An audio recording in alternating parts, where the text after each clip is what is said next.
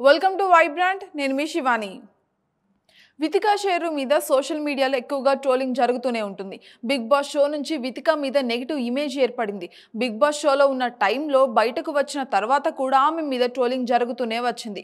ఇక ఈ ట్రోలింగ్ దాటికి తాను అస్సలు తట్టుకోలేక డిప్రెషన్లోకి కూడా వెళ్ళినట్టుగానే చెప్పుకొచ్చింది తను.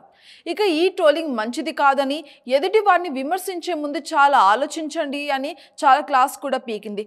కానీ వితికా మీద ఎప్పుడూ సోషల్ మీడియాలో నెగిటివ్ కామెంట్లు కనిపిస్తూనే ఉంటాయి మనకి. ఇక రీసెంట్గా వరుణ్ సందేశ్ విరాజీ లుక్ మీద కూడా ట్రోలింగ్ ఏర్పడింది.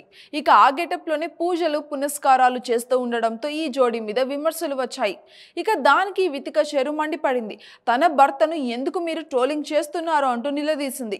ఇక తన సినిమా ప్రమోషన్స్ కోసం అలాగా ఉన్నారు, దానికి మీరు ఇలాగ ట్రోలింగ్ చేయాల్సిన అవసరం ఏముంది అంటూ కూడా నిలదీసింది. ఇక ప్రస్తుతం వితికా నటనకు దూరంగా ఉంది. బిగ్ బాస్ తర్వాత ఒక షోకు హోస్ట్గా చేసినట్టుగా ఉంది తిను. ఇక యాంకరింగ్గా చేయాలన్న వితికా కోరిక అయితే తీరింది. ఇక బిగ్ బాస్ తర్వాత వితికాకు ఎలాంటి ప్రాజెక్టులు కూడా రాలేదు. ఓటీటీ, సినిమా, బుల్లితెర షోలు ఇలాగ ఏవి కూడా రాలేదు. కానీ ఇప్పుడు వితికా నటించేందుకు మళ్ళీ సిద్ధం అవుతున్నట్టుగానే కనిపిస్తోంది. వరుణ్ సందేశ్తో వివాహం తర్వాత వితికా నటనకు దూరంగా ఉన్న విషయం మనందరికీ తెలిసిందే. కొత్త ప్రాజెక్ట్ గురించి చెప్పేందుకు కూడా వితికా వేసిన పోస్టు, షేర్ చేసిన ఫోటో ద్వంద్వ అర్థం వచ్చేలాగే ఉన్నాయి. న్యూ బిగినింగ్ అంటూ నటుడితో క్లోజ్ గా ఉన్న ఫోటోను షేర్ చేసింది. ఇక వాటిని సడన్ గా చూస్తే ఇంకొకలాగా అర్థమయ్యే ప్రమాదం ఉంది.